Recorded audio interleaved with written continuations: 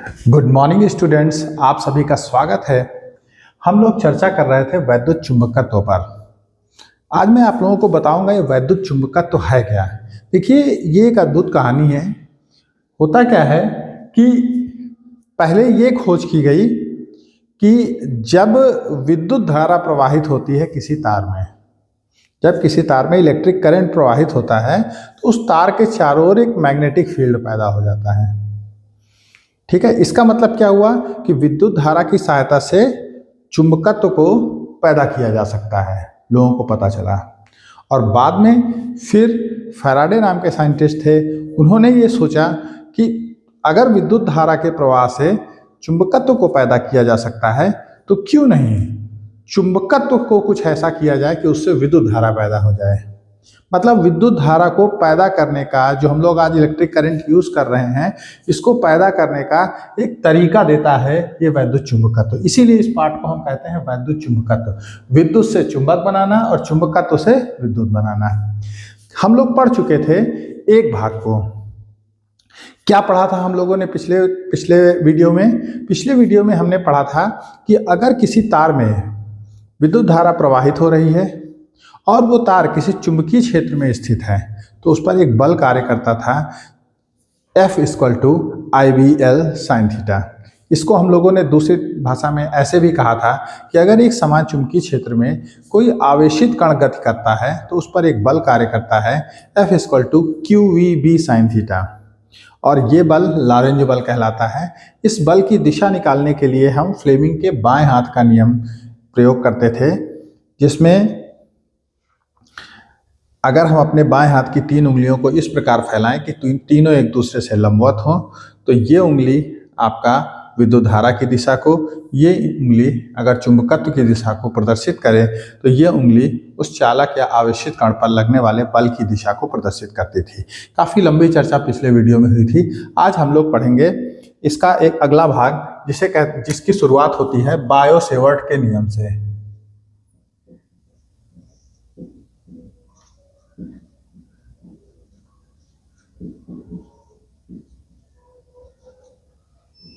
इसकी शुरुआत होती है बायो-सेवर्ट के नियम से। अब बायो-सेवर्ट का नियम क्या है? देखिए, इन्होंने क्या पता किया, बायो-सेवर्ट ने क्या पता किया कि अगर एक कोई तार है, एक वायर है और इसमें एक विद्युत धारा i प्रवाहित हो रही है, मतलब ये एक धारावाही तार है। अगर एक धारावाही तार है, करंट कैरिंग वायर है, जिसमें i करंट प्रवाहित हो रही है, इसका एक छोटा सा टुकड़ा लिया जाए। इस टुकड़े की लंबाई हम ले लेते हैं, काटना नहीं है, मतलब इसका एक छोटा सा हिस्सा की हम केवल बात कर रहे हैं। इस हिस्से की लंबाई हम ले लेते हैं DL, D for derivative, L for length. लंबाई का एक छोटा सा हिस्सा लिया जाए तो ये देखा गया कि जब इस तार में विद्युत धारा बहती है तो तार के चारों ओर एक चुंबकीय क्षेत्र पैदा हो जाता है।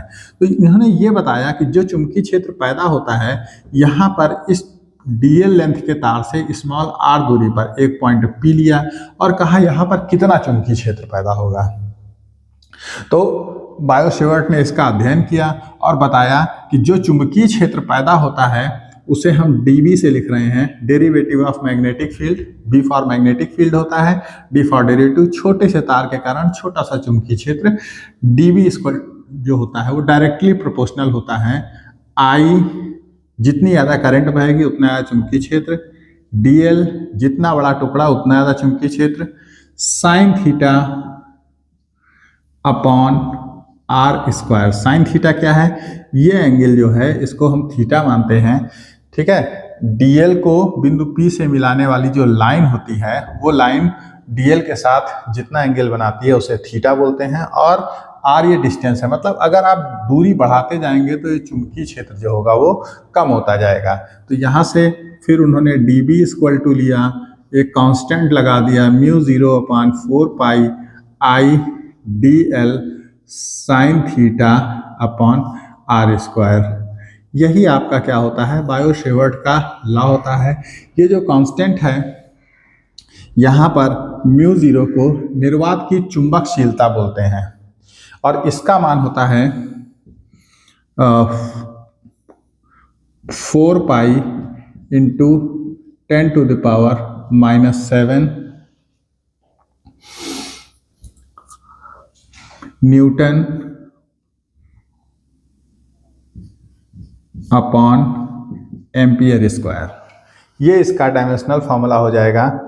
यहाँ से हम इसको निकाल सकते हैं, इसका मात्रक हम निकाल सकते हैं। अगर मात्रक की बात की जाए, कल हम लोगों ने, अगर हम म्यू जीरो का मात्रक की बात करें, म्यू जीरो का मात्रक अगर कोई पूछे आपसे तो आप कैसे निकालेंगे? ये आपका बी था, बी का मात्रक होता है newton upon ampere metre equal to, ये म्यू जीरो का मात्रक हमको निकालना है, आई का होता है एम्पियर, लेंथ का होता है मीटर अपॉन मीटर स्क्वायर हो जाएगा। 1 मीटर से 1 मीटर कैंसिल हो जाएगा, 1 मीटर से 1 मीटर कैंसिल हो जाएगा, तो mu zero equal to newton upon ampere square हो जाएगा, जो कि इसकी यूनिट होगी।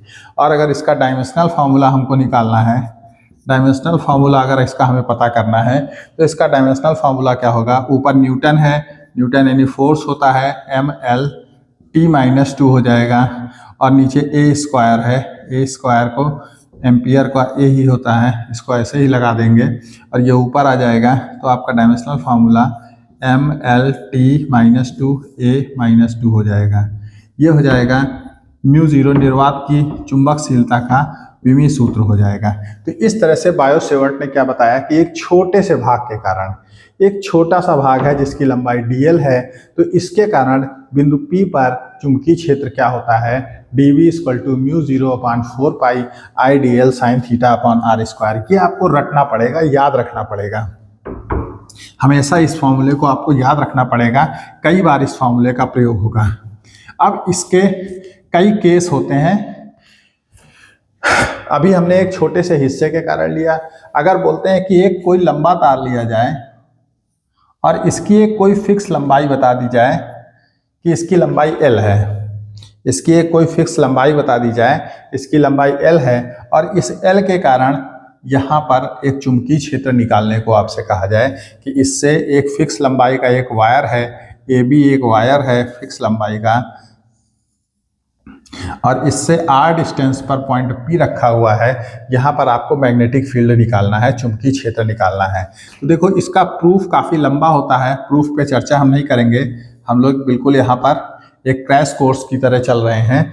इस एंगल को φ1 अगर मान लिया जाए, इस एंगल को अगर φ2 अगर मान लिया जाए, तो फॉर्मूला क्या बनता है इसका? यहाँ पर मैग्नेटिक फील्ड अगर आपको निकालनी है तो B का फॉर्मूला, अब यहाँ टोटल वायर के कारण हम मैग्नेटिक फील्ड निकाल रहे हैं तो dB नहीं लगेगा, ये आ जाएगा, B का फॉर्मूला आएगा म्यू जीरो अपॉन, B का फॉर्मूला आएगा यहाँ पर mu zero upon 4 pi I अपॉन R, और ब्रैकेट में क्या लिखेंगे हम? साइन φ1 प्लस साइन φ2, ये फॉर्मूला यहाँ पर लिया जाता है।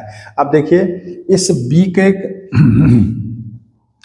ये φ1 और ये φ2 यहाँ पर हम लगा देंगे, लेकिन अगर कोई कहे कि ये वायर अनंत लंबाई का है, इन्फिनिटी लेंथ है, अनंत लंबाई का तार है, अनंत लंबाई का तार अगर लिया जाए तो यही फॉर्मूला क्या हो जाएगा? देखिए अगर इस लंबाई को हम बढ़ाते चले जाएं तो ये एंगल जो φ1 है ये भी बढ़ता चला जाएगा, और बढ़ता, जैसे जैसे इसको बढ़ाते हैं बढ़ता रहेगा, और मैक्सिमम वैल्यू इसकी अनंत लंबाई के लिए 90 हो जाएगी, और ये भी नीचे की ओर बढ़ता चला जाएगा और इसकी वैल्यू मैक्सिमम क्या हो जाएगी?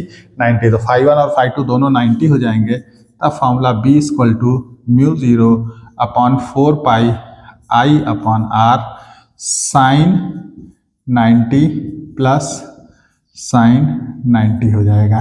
साइन 90 प्लस साइन 90, साइन 90 की वैल्यू 1 होती है, तो ये आ जाएगा mu zero upon 4 pi I अपॉन R, 1 प्लस 1 कर देंगे इसको, ये 2 हो जाएगा, 2 से 4 कैंसिल हो जाएगा, तो अनंत लंबाई के तार के कारण चुंबकीय क्षेत्र की तीव्रता mu zero upon 2 pi I अपॉन R हो जाएगी।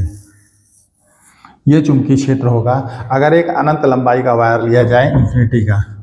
अगर एक परिमित लंबाई का, एक फिक्स लंबाई का लिया जाए तार, तो उसका फॉर्मूला ये होगा।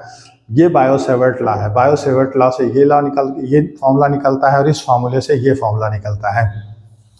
अगर कोई पूछता है कि ये जो चुंबकीय क्षेत्र है इसकी दिशा कैसे निकालेंगे, डायरेक्शन ऑफ मैग्नेटिक फील्ड अगर हमको पता करनी है due to current carrying wire, अगर हमें डायरेक्शन ऑफ मैग्नेटिक फील्ड पता करनी है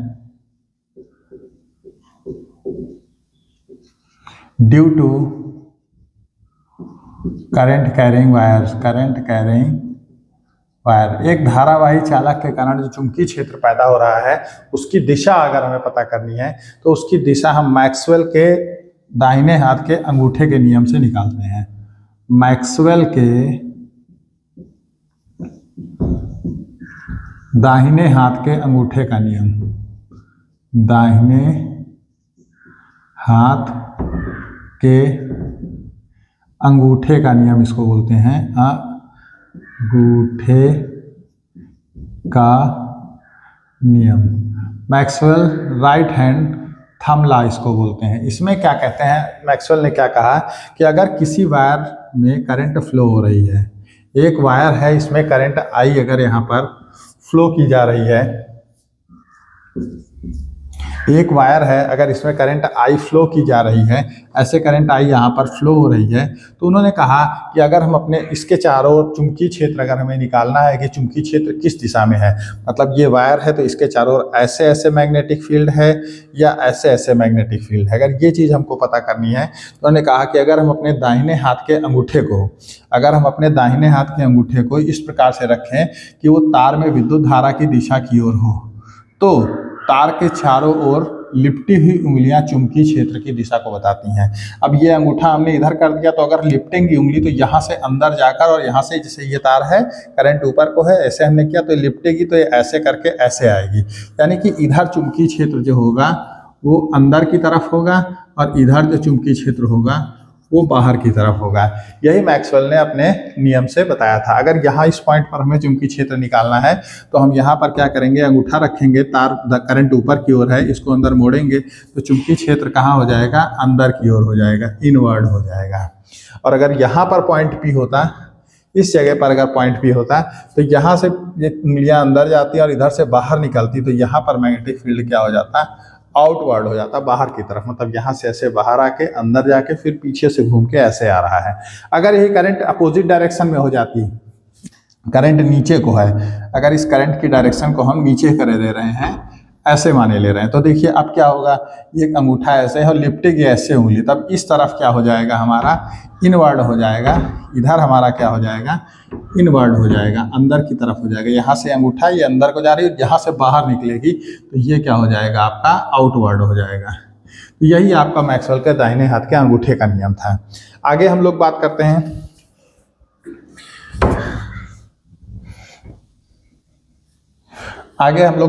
हैं अगर एक लूप लिया जाए, करंट कैरिंग लूप, धारावाही लूप के कारण चुंबकीय क्षेत्र, धारावाही लूप लिया जाए। लूप का मतलब क्या है कि एक तार को ऐसे सर्कुलर कर दिया गया है, एक वृत्त बना दिया गया है और इस तार में क्या है, ऐसे करंट फ्लो हो रही है, यहाँ से ऐसे, ये आई करंट यहाँ पर फ्लो हो रही है, आई करंट यहाँ पर फ्लो हो रही है, तो इसके केंद्र पर हमें, यहाँ पर केंद्र पर हमें चुंबकीय क्षेत्र हमें पता करना है कि कितना चुंबकीय क्षेत्र होगा, और इसकी रेडियस बता दी गई है, इसकी त्रिज्या कह दी गई है स्मॉल आर है। अगर इसकी त्रिज्या स्मॉल आर है तो हमें पता करना है, देखिए हम इसके लिए फिर से बोलते हैं कि यहाँ पर मैक्सवेल उसके बायो-सेवर्ट के नियम के अनुसार इसका एक छोटा सा हिस्सा ले लेते हैं, जिसको लंबाई क्या कह देते हैं, डीएल कह देते हैं। ये एंगल थीटा हो जाएगा और थीटा इक्वल टू यहाँ पर क्या होगा, 90 डिग्री होगा। डीएल और इसके बीच का एंगल 90 डिग्री होगा। दूरी यहाँ पर आर है, करंट आई फ्लो हो रही है, तो बायो-सेवर्ट के नियम से dB इक्वल टू क्या हो जाएगा, μ0/4 pi I DL sine theta upon r square.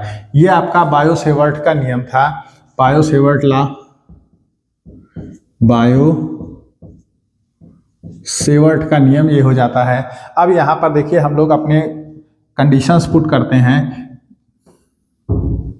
पहली कंडीशन क्या आ रही है, यहाँ पर थीटा बराबर 90 डिग्री है, तो ये आपका dB क्या हो जाएगा, μ0/4 pi I DL upon r square और साइन 90 हो जाएगा। साइन 90 की वैल्यू 1 होती है। अब हमें इस छोटे से हिस्से के कारण जो मैग्नेटिक फील्ड है वो dB है, छोटे से हिस्से के कारण मैग्नेटिक फील्ड, अब पूरे वायर के कारण अगर हमें निकालना है तो हमको इंटीग्रेशन करना होगा, यानी कि हमको समाकलन करना होगा। तो दोनों पक्षों में हम समाकलन कर देंगे। समाकलन का काम होता है छोटे से भाग का काम को पूरे में फैला देना है। तो यहाँ पर इंटीग्रेशन हो जाएगा, dB हो जाएगा mu 0/4 pi I upon r square था, सॉरी, और ये यहाँ पर इंटीग्रेशन ऑफ dl हो जाएगा। जहाँ पर छोटा सा dB है तो उसका समाकलन कर देंगे तो पूरा b हमको पता चल जाएगा, और छोटा सा dl है उसका समाकलन कर देंगे तो पूरा l हमको पता चल जाएगा। dB का समाकलन करेंगे b आ जाएगा, ये आपका म्यू 0/4 पाई हो जाएगा, आई अपान आर वैसे ही रहेगा, और इसका इंटीग्रेशन करेंगे तो इंटीग्रेशन 2 पाई आर हो जाएगा, 2 पाई आर हो जाएगा। पाई से पाई कैंसिल कर देंगे, 2 से 4 को कैंसिल कर देंगे, आर से आर, ये आर स्क्वायर चल रहा था बार बार, आर से एक आर कैंसिल हो जाएगा। तो आपका फॉर्मूला क्या बचेगा, b = mu 0/2 I upon r. ये फॉर्मूला आ जाएगा एक करंट कैरिंग लूप के कारण, उसके सेंटर पर मैग्नेटिक फील्ड का फॉर्मूला आ जाएगा। अब अगर हमें इस लूप में n फेरे दे दिए जाएं कि जो वायर है वो एक चक्र नहीं है, उसके कई चक्कर लगा दिए गए हैं। अगर 10 फेरे हैं तो इसको 10 से मल्टीप्लाई कर देंगे, 20 फेरे हैं तो 20 से मल्टीप्लाई कर देंगे। यहाँ n फेरों की बात कर रहे हैं तो b = क्या हो जाएगा, यहाँ पर n फेरों के लिए b = n × mu 0/2 I upon r. ये आपका फॉर्मूला बन जाएगा अगर n फेरों का लूप यहाँ पर लिया जा रहा है। इसके बाद देखिए एक और क्वेश्चन कभी कभी पूछा जाता है, पूरा लूप है ही नहीं, लूप का एक छोटा सा हिस्सा दे दिया गया है आपको, पूरा लूप नहीं दिया गया है, एक छोटा सा हिस्सा दे दिया गया है। कैसे,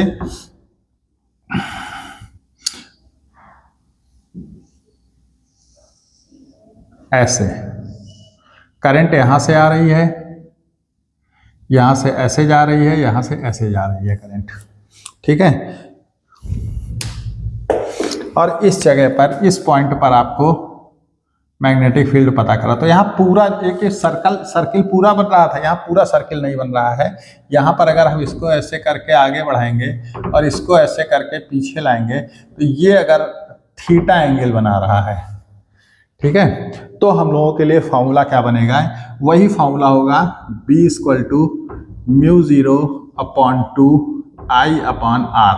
आर यहाँ पर ये रेडियस हो जाएगी, ठीक है, जिस जो आपका ये लूप है, क्वार्टर लूप यहाँ पर बन रहा है, उसकी रेडियस हो जाएगी, और इनटू क्या कर देंगे, θ/2 पाई कर देंगे। ये ट्रिक है, θ/2 पाई कर देंगे।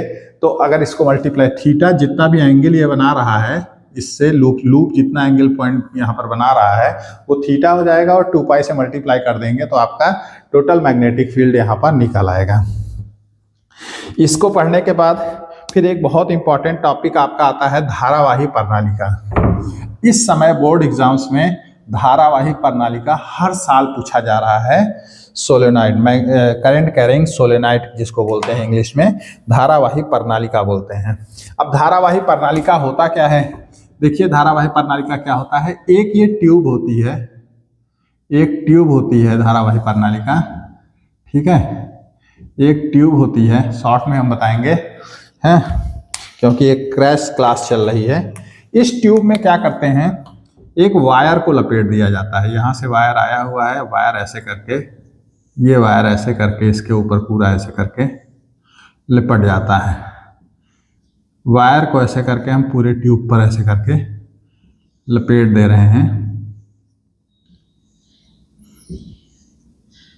ये हम काफ़ी दूर दूर दिखा रहे हैं, लेकिन रियलिटी में क्या होता है, बहुत पास पास होते हैं। और इस वायर को एक बैटरी से जोड़ दिया गया है, प्लस माइनस एक बैटरी से इसको अगर जोड़ दिया गया है तो होता क्या है, इसमें करंट फ्लो होने लगती है, वायर में करंट फ्लो होने लगती है। और देखिए आप अगर ध्यान से देखोगे तो ये एक ऐसे आपका ये बना हुआ है, ट्यूब है, तो इस पे वायर ऐसे ऐसे लिपटा है। तो जैसे हम यहाँ पर चर्चा कर रहे थे, ये करंट कैरिंग है, इसमें ऐसे करके ये वायर में लूप बनाया गया, तो यहाँ पर बहुत सारे लूप ही तो बने हुए हैं। बहुत सारे लूप बन जाते हैं। अब जब इसके सेंटर पर मैग्नेटिक फील्ड है तो इन सारे लूप्स के सेंटर पर ही मैग्नेटिक फील्ड होगा। ये इसकी एक्सिस होती है, इसको हम क्या बोलते हैं, एक्सिस ऑफ सोलेनॉइड बोल देते हैं, धारावाही प्रणालिका की अक्ष बोल देते हैं। तो इसके अंदर जो ये अक्ष है, ये पूरी जो सोलेनॉइड है ये एक मैग्नेट की तरह बिहेव करने लगती है, एक चुंबक की तरह व्यवहार करने लगती है जब इसमें करंट फ्लो होती है। और जब करंट हट जाती है तो इसका चुंबकत्व तो अपने आप खत्म हो जाता है, साधारण हो जाती है। तो अब ये जो आपकी ये है सोलेनॉइड है, इसके दो सिरे होंगे। एक सिरा देखिए यहाँ पर ऐसे ऐसे करंट फ्लो हो रहा है, आप ध्यान देंगे ऐसे ऐसे, ठीक है, और दूसरा सिरा जो होगा यहाँ से करंट ऐसे करके बाहर आ रहा है। तो सामने से देखने पर जो सिरे, जिस सिरे में ये क्लॉकवाइज डायरेक्शन में करंट फ्लो होती है, ये क्लॉकवाइज घड़ी के जैसे देखने में, वो सिरा साउथ पोल हो जाता है।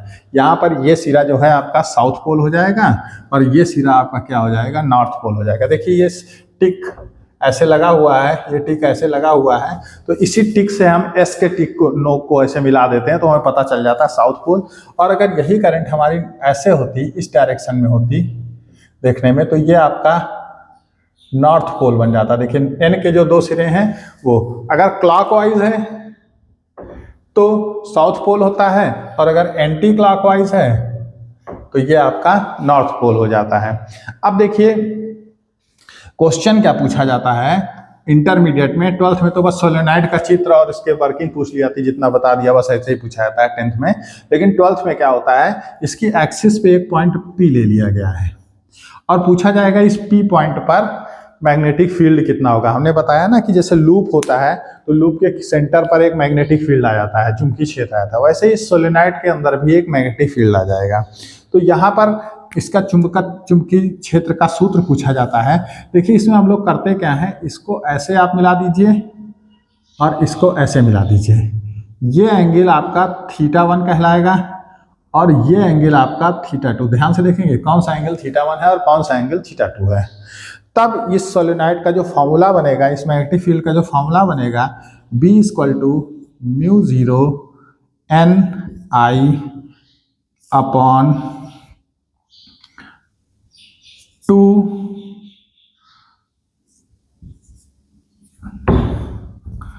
cos θ1 minus cos θ2।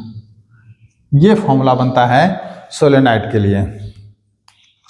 अब ये ध्यान रखने वाली एक और बात है, ये स्मॉल n क्या है, यहाँ पर जो स्मॉल n है वो क्या है, कैपिटल N अपॉन L होता है। मतलब फेरों की संख्या, कितने फेरे हैं इसमें, ये फेरों की संख्या और बटे n क्या है, लंबाई। ये कितनी लंबाई है इस सोलेनॉइड की, फेरों की संख्या बटे लंबाई से हम इसको निकालते हैं स्मॉल n की वैल्यू। वो स्मॉल n की वैल्यू देखी जाएगी, μ0 की वैल्यू 4×10⁻7 होती है, I की वैल्यू कितनी करंट यहाँ पर फ्लो हो रही है, और cos θ1 cos θ2 अलग अलग केस होते हैं। देखिए अगर केस क्या है, केस 1 कह दिया जाए कि जो पॉइंट P है इसकी लंबाई, अच्छा केस 1 कह दिया जाए कि इसकी लंबाई बहुत ज्यादा है, L क्या है, L बहुत ज्यादा है। केस 1 क्या होता है कि इसकी लंबाई अगर बहुत ज्यादा है, तो लंबाई अगर बहुत ज्यादा होगी तो आप देखिए जैसे जैसे लंबाई बढ़ती जाएगी वैसे वैसे ये θ1 0 होता जाएगा और ये θ2 क्या होगा, इधर लंबाई बढ़ती जाएगी तो नीचे को झुकता जाएगा, 180 हो जाएगा। θ1 = 0 हो जाएगा और θ2 = 180 हो जाएगा यहाँ पर। तो यही फॉर्मूला आपका क्या बनेगा, B = μ0 Ni upon 2 cos 0 minus cos 180 हो जाएगा। cos 0 की वैल्यू 1 होती है और ये -1 होती है, माइनस माइनस प्लस हो जाएगा, 2 हो जाएगा, 2 से 2 कैंसिल हो जाएगा। तो ये फॉर्मूला आपका बनेगा B = μ0 Ni। लंबी प्रणालिका के लिए ये फॉर्मूला यूज किया जाता है जब बहुत लंबी हो, L बहुत ज़्यादा हो। इसी में एक केस ये कह देते हैं, अगर पॉइंट P इसके बिल्कुल यहाँ पर हो, बिल्कुल एक प्रणालिका के एक शीर्ष पे हो, एक किनारे पर हो, K2 इसी में लगा देंगे कि अगर पॉइंट P पर नालिका के किनारे पर हो, K2 हम ले लेंगे, यहाँ से K2 ले लेंगे। तो P क्या है, P पर नालिका के किनारे पर हो, किनारे पर है। अगर ये किनारे पर होता है बिल्कुल, तो अगर ये किनारे पर जाएगा, देखिए ये P ऐसे खिसकेगा किनारे की तरफ, तो ये आपका θ1 आपका 90 डिग्री हो जाएगा, और जो आपका ये ऐसे करके ऐसे ऐसे ऐसे θ2 0 हो जाएगा। तब θ1 = 90 डिग्री होगा और θ2 = 0 होगा। थोड़ा जल्दी जल्दी बता रहे हैं, आप ध्यान देंगे तो बहुत आसानी समझ में आ जाएगा। जैसे ऐसे P पास लेते जाएंगे तो ये ऐसे है, ऐसे है, पास लेते जाएंगे तो ये खड़ा होता जाएगा, खड़ा होता है। यहाँ पे आके जब P इस जगह पर आ जाएगा तो ये बिल्कुल स्टैंड हो जाएगा। तो ये एंगल आपका θ1 क्या होगा, 90 होगा। और ये वाला एंगल जो है ये ऐसे दूर होते होते होते होते 180 हो, सॉरी हाँ, ये 180 हो जाएगा। हम 0 बोल रहे थे, 180 हो जाएगा θ2, बढ़ते बढ़ते 180 हो जाएगा, 180 डिग्री हो जाएगा। तब यही फॉर्मूला B = μ0 ni/2 cos 90 करेंगे माइनस cos 180 कर देंगे। तो यही फॉर्मूला हो जाएगा आपका B = μ0 ni/2 cos 90 की वैल्यू 0 होती है, और ये आपका -1 हो जाएगा, माइनस माइनस प्लस हो जाएगा। तब आपका फॉर्मूला क्या हो जाएगा, μ0 ni/2। मतलब पहले वाले का आधा मैग्नेटिक फील्ड बचता है जब हम इसको क्या करते हैं, इसको हम एक किनारे पर ले लेते हैं। तो ये आज के कुछ टॉपिक्स थे, इम्पॉर्टेंट टॉपिक है इलेक्ट्रोमैग्नेटिज्म के बारे में। ये सभी चीज़ें जो हैं बोर्ड एग्जाम से बहुत पूछी जाती हैं। आप लोग इनको अच्छे से तैयार कीजिए, इसके न्यूमेरिकल्स और इसके प्रूफ, इसके कॉन्सेप्ट आपको आना चाहिए, तभी आप इन सवालों को कर पाएंगे। फिजिक्स अब आसान नहीं रही, बहुत टफ है फिजिक्स क्लास 12th के बच्चों के लिए। अच्छे से तैयारी कीजिए। Best of luck.